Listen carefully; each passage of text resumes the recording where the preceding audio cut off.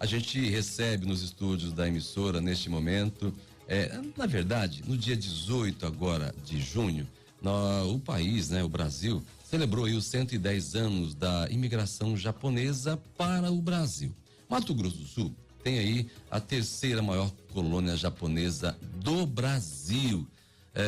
Os primeiros imigrantes chegaram aqui em Campo Grande por volta de 1914, procurando terras férteis e pouco exploradas para poder trabalhar, para poder se instalarem aqui. Para falar um pouco sobre essa relação Brasil-Japão, essa mistura étnica, nós convidamos o Celso Iga. O Celso é engenheiro eletricista, economista, pós-graduado em conservação de energia, MBA em gestão ambiental, pesquisador regional por hobby, e aceitou o convite. Ele também é do Instituto Histórico e Geográfico de Mato Grosso do Sul para falar com a gente sobre essa imigração, sobre essa relação Brasil-Japão. Celso, obrigado pela gentileza de atender o nosso convite. Bom dia. Não por isso, bom dia.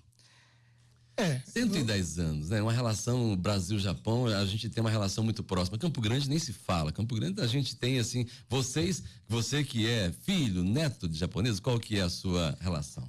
Minha relação, eu sou neto de japoneses. Tá. Que são da província de Okinawa, e que meus avós chegaram aqui no Brasil pelo lado paterno em 1917 e pelo lado materno em 1926, diretamente para Campo Grande. Tá. E aqui eles fizeram parte de uma colônia do Rincão, que era uma colônia grande na saída para Rochedinho, e onde eles trabalharam na plantação e colheita do café. Mas assim, Marcelo, né? Otávio, desculpe. Mas tem antecedentes históricos que dizem que eles passaram por aqui antes de 1908, que é a fase da imigração em massa aqui no Brasil. 1793 teve 1793, um navio que saiu da região de Miyagi, lá no Japão, um barco à vela, que com 16 pescadores, eles resolveram conseguir um novo mercado descendo para o sul do Japão. Mas aí teve uma tempestade que jogou eles no sentido contrário. Eles foram cair lá na Sibéria, na Rússia, né? Tá. E por lá eles passaram 10 anos, né? Foram resgatados e 2 morreram, 10 resolveram ficar e 4 resolveram voltar ao Japão, aceitando o convite do czar, que queria estreitar umas relações diplomáticas com o Japão, isso a Rússia. E eles vieram pelo Atlântico Norte, desceram, passaram pela Dinamarca. Mas não tinha essa característica ainda. Eu acho que até por isso que é demarcado é reconhecido os 110 anos, porque essa característica de vir em massa para cá, para morar aqui, para ficar aqui, sabendo que aqui é o Brasil, já tendo em mente um futuro aqui, né? Eu acho que essa característica foi em 1908. Sim. É isso. Porque é isso que eu estava te falando, a questão isso foi um caso circunstancial de uma tempestade que os levou a. E eles acabaram vindo parar aqui? Eles foram descer e eles iam passar pelo Estreito de Magalhães e cair no Oceano Pacífico. Vamos falar mais sobre isso, Celso, em instantes, porque agora são 9h31, a gente vai pro Repórter CBN e já voltamos. Celso, por que Campo Grande? Como é que os japoneses vieram parar aqui na nossa cidade? Isso lá em 1914. Por que Campo Grande foi um dos destinos? Campo Grande foi um dos destinos por conta da experiência nas colheitas do café no estado de São Paulo, daqueles que chegaram primeiro pelo Kassato Maru, que chegou em 18 de junho de 1908, e as experiências que eles tiveram foram assim com insucessos, porque chegaram na colheita do café em 6 fazendas paulistas e chegaram depois da safra. Então aquele sonho de enriquecer e voltar em 5 anos, que lá se fazia uma propaganda, é algo de metáfora, né? Lá tem frutos que dá ouro, que era uma metáfora do café, que era da base agrária exportadora do Brasil. Então esses imigrantes que vieram para trabalhar, espanhóis, italianos, né? E japoneses também, eles vieram para trabalhar nessa colheita e não deram certo. Então como que eles iam fazer com o endividamento para vir, né? Que eles financiaram as passagens com famílias e outras pessoas junto ao governo do estado de São Paulo, né? Eles chegaram aqui e viram que não estava dando certo e começaram a fugir das fazendas pela experiência e de que então encontraria uma vida melhor nas cidades grandes. Foram para Santos, São Paulo, né? Foram rumando nesse sentido para poder pagar suas contas que ficaram endividadas. Aí foi aí que souberam que estava construindo uma estrada de ferro, aqui, que é a estrada de ferro noroeste do Brasil, que aqui começou de 1908 até 1914. E aqui foi uma estrada de uma forma assim, sui generis, né? Porque foi de 2 trechos, um de Três Lagoas no sentido a Campo Grande e outro de Porto Esperança no sentido a Campo Grande, que era o ponto equidistante, né?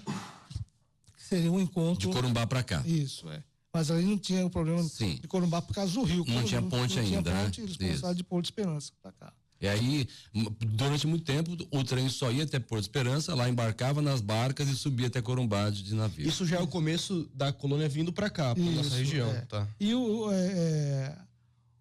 os primeiros trabalhadores na estrada de ferro pela a linha oeste, né, do trecho da oeste, foram 16 pessoas que eram oriundas do Peru e da Argentina. Porque o Cassato Maru, quando chegou no Brasil, ele foi até Buenos Aires, deixou uns japoneses lá também. Não ficou só no Brasil. Ele deixou uma leva que queria... Na América do Sul, o Brasil é o maior... nós temos a maior colônia de japoneses ou... Sim. Maior colônia japonesa fora do Japão é o Brasil. É o Brasil. Mas quem andou aqui pela América do Sul foram primeiro os peruanos, cuja imigração japonesa lá no Peru foi em 1899.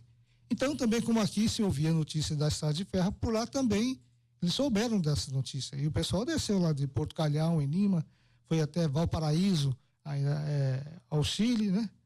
E de lá, atravessando a cordilheira, chegaram em Córdoba e encontraram com as pessoas que estavam subindo, os japoneses e outros trabalhadores. Eu já encontrei em registro até russo também, trabalhando, né? Mas não tem muita ênfase nisso. Impressionante. O Brasil tem uma colônia japonesa excepcional. Londrina parece que é a primeira cidade a segunda cidade brasileira, que a primeira é São Paulo, né? Em termos de colônia japonesa no Brasil, a maior é São Paulo. A segunda é Londrina e a terceira é Campo Grande. Campo Grande, assim, e a Campo Grande seria Campo Grande no sentido geral dos japoneses. Tá. Mas dos okinawanos, os que são descendentes que vieram da província de Okinawa, Campo Grande é a segunda. É a segunda, menor que São Paulo. Menor que São Paulo, porque o continente foi migrando para um centro maior para as oportunidades de... Temos uma ideia de quantos orientais aí, descendentes, né? Desses primeiros trabalhadores lá de 1914, que depois trouxeram outro. Quantos vivem hoje em Campo Grande? Como é que é a população? Existe um censo, alguma coisa que a gente possa ter uma ideia? Tem muito, né? Tem, mas esse número eu nunca consegui, sabe? Assim, até nós temos professores, engenheiros, nós temos médicos, você tem que levar em conta as gerações, né? Até que geração a gente pode considerar um descendente ou que ainda tem uma ligação com a cultura, enfim, comportamental da pessoa, tem ligação com o japonês também. É muito grande. Eu sou da terceira geração. Os primeiros que vieram os meus avós. Meus pais já são nascidos aqui no Brasil, meu pai no norte do Paraná, e minha mãe aqui, perto de Rochedinho, nessa fazenda Rincão. Os dois são descendentes? Sim, os dois são filhos japoneses? São filhos japoneses. Aqui, assim, houve essa integração, né? Teve um período difícil, o período da guerra, em que esses japoneses foram, de uma certa forma, discriminados porque eles estavam associados ao eixo. Sim. O eixo... Alemanha, Itália e Japão. Japão, isso. Que chamava o eixo Roberto, de Roma, potências do eixo, Berlim e Tóquio, sabe? As iniciais, né? Isso. Então, como era um país inimigo nas relações, então eles sofriam. Não deve ter sido fácil, né? Não foi fácil, não. Mas o que faz, e que habilidades, né, os japoneses, na sua avaliação, possuem que faz, né, eles serem assim, terem conseguido se adaptar com uma certa facilidade, terem vindo para cá também, para o Brasil? Que características culturais, comportamentais você avalia na população japonesa que estreita essa relação com os brasileiros? Assim, no início foi muito difícil. Eles tinham aquela questão que eles chamam de uma palavra chamada gambaré. Gambaré, você tem que resistir, você tem que ter força para superar.